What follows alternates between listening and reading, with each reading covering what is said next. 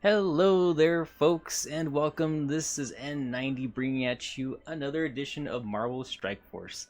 Now, if you watched last week's video, we focused on mainly the isotopes for Iso-8, which came out with the update from last week. I know I did speak a lot about making sure that you guys try to practice and use the isotopes however you see, be basically because of how new it is and how you're able to actually change the isotope classes as frequently as you'd like for free. I don't know how long it's going to last, but it's going to be like that. Hopefully it's forever, but in case not, you want to be able to have a certain team or a certain way that you'd be building up these ISO classes. Now, I've been building up certain ones here and there, but today we're going to focus mainly on the Fantastic Four one because it's one that I've been playing around with to see how well it does. So far, my Fantastic Four consists of, of course, Mr. Fantastic, Mrs. Fantastic, Johnny Storm, The Thing, and of course, Namor. Namor is not really a Fantastic Four member of the team, but he does have a buff that contributes to the team themselves. Now, my Fantastics aren't, fully maxed out or whatever, and I'm pretty sure most of you watching probably might be in the same boat as me, where you may not have them fully maxed out and whatnot.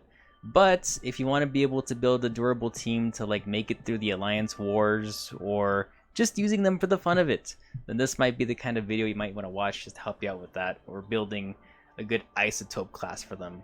So let's start off with the first character on here, which is Namor. Again, he's not a real Fantastic Four member, but he helps out. Now for him, for his isotope, I chose the skirmisher level for him. Why might you ask? I chose the skirmisher level just for him because basically it's got to deal with his attacks, right? So the Giganto, this one is pretty neat. It basically attacks everybody and it comes at you pretty fast. It's usually like the second time he attacks, you'll have it for him. Depending on how he's buffed up, sometimes I've seen him get it on the first turn he gets.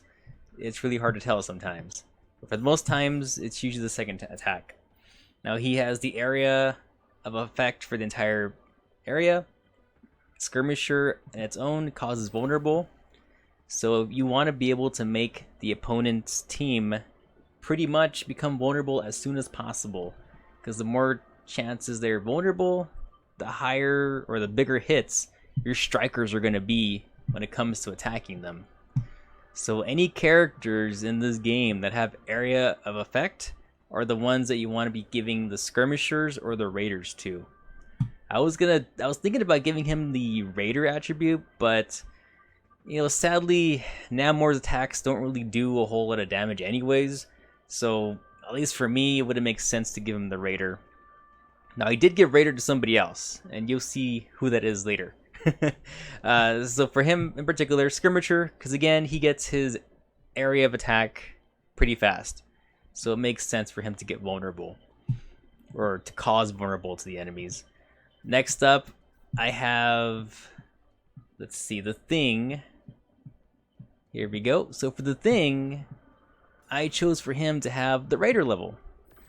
Because The Thing, he smacks pretty hard as it is.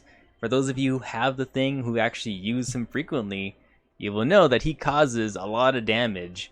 So if he were to have already the damage that he does already, plus he gets the critical hits more frequently, oof, that's going to be one heck of a fight he's got to go through, right?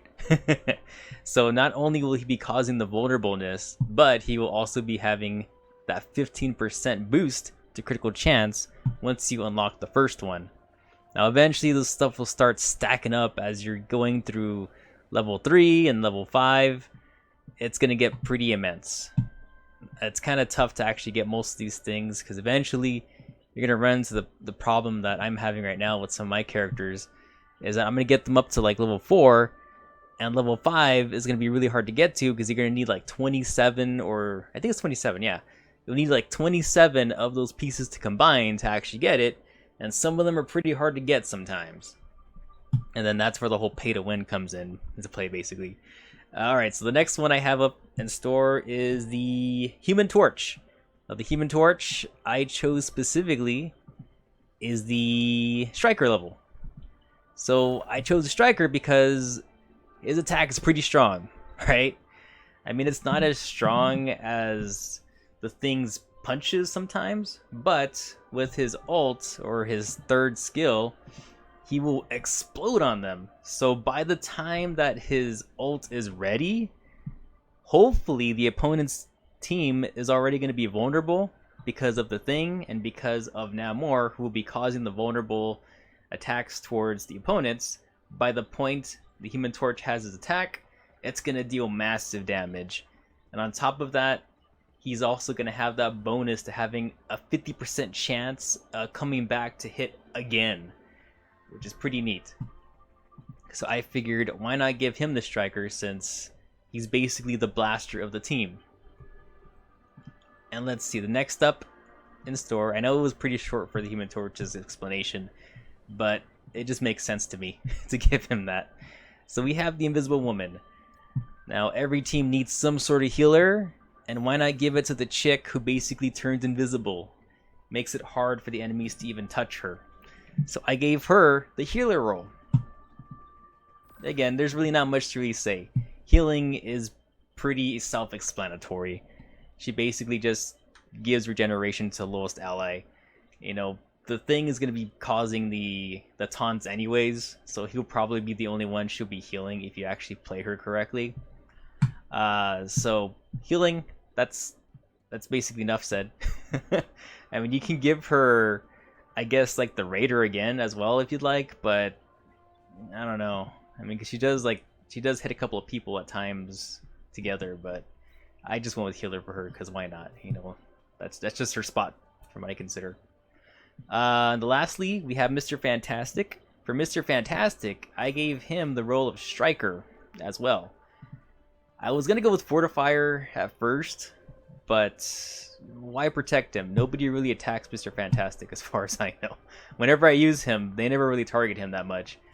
So Fortifier wouldn't make sense. I mean, to be honest, Fortifier just doesn't really seem that useful, because I've noticed that with barriers, all it does is it stops only like a single attack so far. I'm sure if you boost up barrier up to like level 5, it might be useful, but until then, you know, it's gonna take a very long time, you know, before you can actually get that.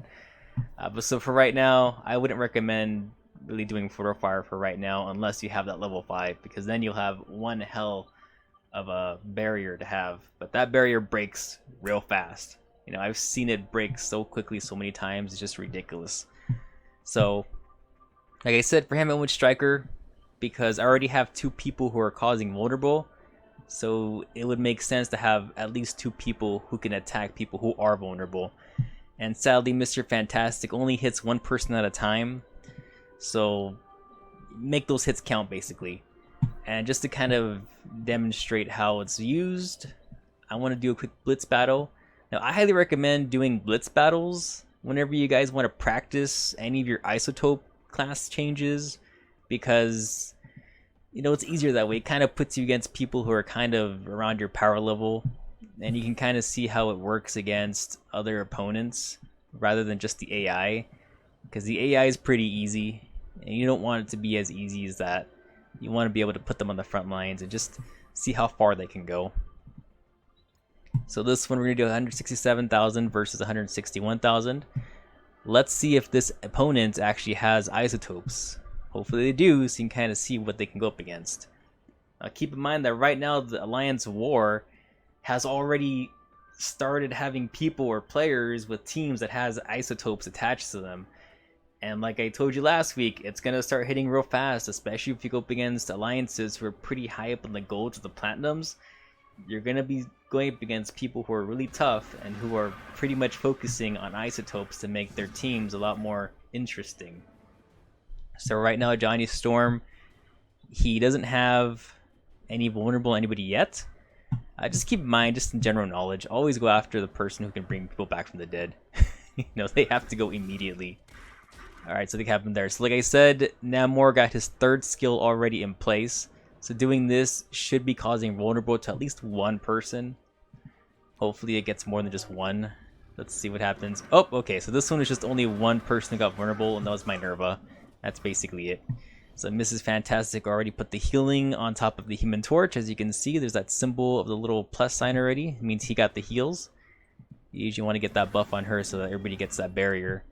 Now, Minerva's already vulnerable. So Mr. Fantastic, he is in the striker zone. So he should be able to do some massive damage to her. So I'm going to go ahead and use his third attack and see what happens. Bam! Look at that damage. Oof! And you got a team up from the thing right there. Clobbered her real nice. Alright, so next up, focusing up, we have to try to get somebody else in here. Now, I don't think it's going to matter very much with Punisher here because I think he already used up his shooting already. Thor is probably the best next one to go after because he does the stunning attack with his third skill if he gets a chance to do it. So let's go ahead and use this one to see what happens, and he's dead. Perfect. Next up will have to be Luke Cage because he's already in that. Oh, never mind. Actually, let's take out Punisher. He's almost dead. I'm not going to use the second skill because I don't want him to waste that quite yet because he's not vulnerable yet. Let's see. Let's just take him out. Okay, now he's vulnerable. Let's see about getting everybody. Yep, there we go. Healed up yet again. And now that he's vulnerable, Mr. Fantastic could do some more damage. Bam! And he's dead. So let's see if I can get this person to be vulnerable. And let's see if we can get the thing to do a critical hit right now. Let's see. Bam! That was a critical hit. Perfect. I'd go Supernova, but there's no point. There we go. Not too shabby. Alright, there you go. I took out that team. That was a pretty crappy Blitz team, by the way. But I got the job done. Not only will you be able to practice your teams in Blitz, but you also get to get these tier ups here and there. And like I said, you're going to be going against AIs anyways with that. So you won't be losing much if you practice in here with the Blitz. And once you do some of these blitzes, you can probably go on and do some PvP matches if you really want to see how your team can do against somebody else. But even then, the PvP I don't recommend because they end up putting you against people who are really, really tough. And you have to really know how to play the PvP to actually get through it. So that's basically it, guys. I just wanted to show you guys my Fantastic Four team. And if you want to go ahead and copy what I did, go for it. If not, if you got negative comments about it, that's cool too. But the thing is, with Marvel Strike Force, they're trying to make sure that everybody has a chance to build their own teams, and everyone's going to have their own opinions on what to do. And this is just a quick little guide through just to show you how I created my Fantastic Four Isotope classes. And I might be changing them in the future, but for right now, that's where they're at. And before I forget, we do have an alliance with 3 spots open. So if there are people out there who need an alliance, like I said, you don't have to be here all the time, but you got to be checking in at least, you know, once a day or once every 2 days to make sure that nothing is going downhill. We are the Defending Knights. Pop that puppy into the search engine and you will find my alliance. We do Ultimate or Ultimus 6 every day. We do Strike Grades 3 every day. Like I said, we've got 3 spots open, but I might be letting some people go because they're not doing anything at all. So we might have more spots open, guys. Just make sure that if you guys are joining my alliance, that you're there as frequently as possible, and you know the rules to the whole war area. And we are partially casual, but we do like to win wars when we can. So if you want to join, go for it. If not, that's up to you. But thanks for watching. I hope you guys enjoyed this little tips and tricks guide for the Fantastic Four and their isotopes. Like I said, my Fantastics aren't that strong yet, but they're going to get there at one point. Thanks for watching, guys. I'll catch you guys next time. Bye-zies!